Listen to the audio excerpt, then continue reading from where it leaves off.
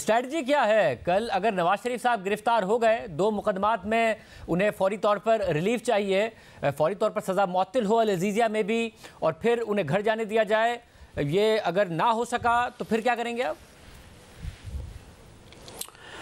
देखें, ये सज़ाएँ जो हैं ये पहले भी मुअत्तल हो चुकी हैं और ये बड़े मुतनाज़िया केसेस थे। और इनमें जो दूसरे मुल्ज़मान की जो इन अपीलों में मियां नवाज शरीफ साहब के साथ थे,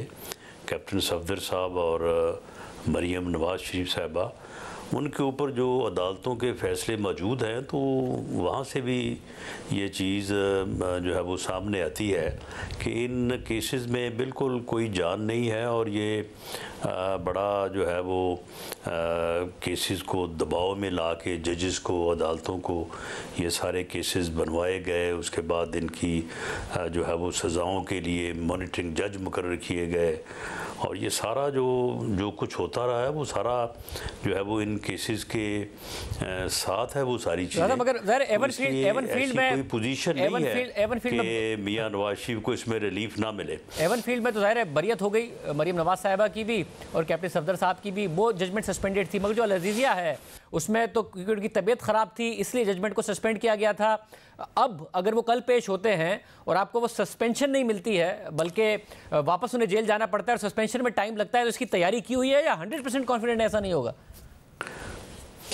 नहीं, हमें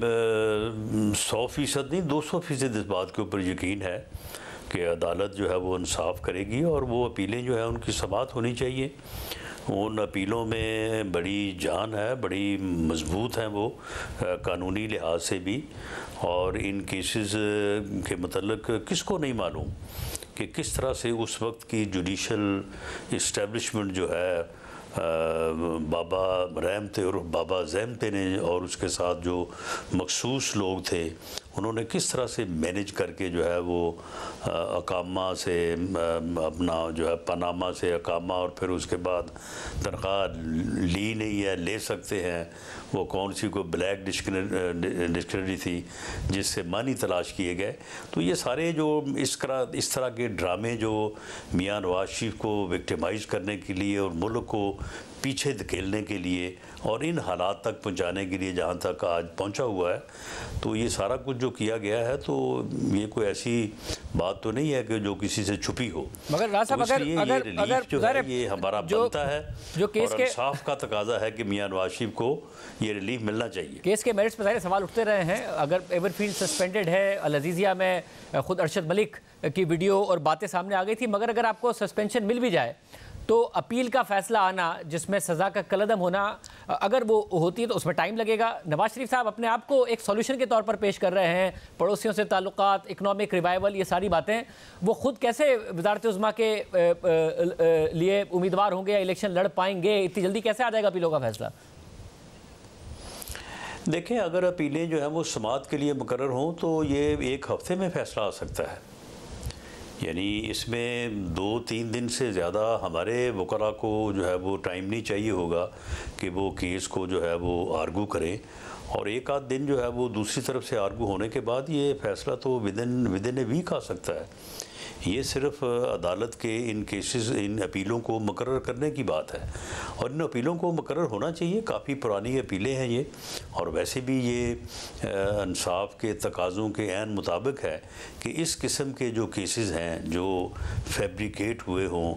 किसी के ख़िलाफ़, तो अदालतों को उनमें इंसाफ में जल्दी करनी चाहिए, उसमें डिले नहीं होना चाहिए। और राज साहब, जब ज़ाहिर ये हक है नवाज शरीफ साहब का कि अगर उनके खिलाफ गलत केसेस आए थे तो उनको रिलीफ फ़ौरन मिलना चाहिए बजाय इसके कि उसमें वक्त लगे, मगर साथ ही फिर इमरान खान साहब के मामलात जो हैं उसमें नज़र आता है कि कभी ओपन ट्रायल होगा, नहीं होगा, जजमेंट में टाइम लग रहा है, उनकी समातों में टाइम लग रहा है, उनकी ज़मानत के मामलात में टाइम लग रहा है, तो फिर जिस प्रोसेस से आपको गुजरना पड़ा उससे उन्हें भी नहीं गुजरना चाहिए। मेरिट पर मामलात हो बजाय इसके कि प्रोसेस मैनेज लग रहा हो और 5 साल बाद हम इसी साइकिल से गुजर रहे हो, अदालतों पे उसका दबाव भी पड़ेगा और आप भी चाहते हैं या डिमांड करेंगे कि ऐसा हो?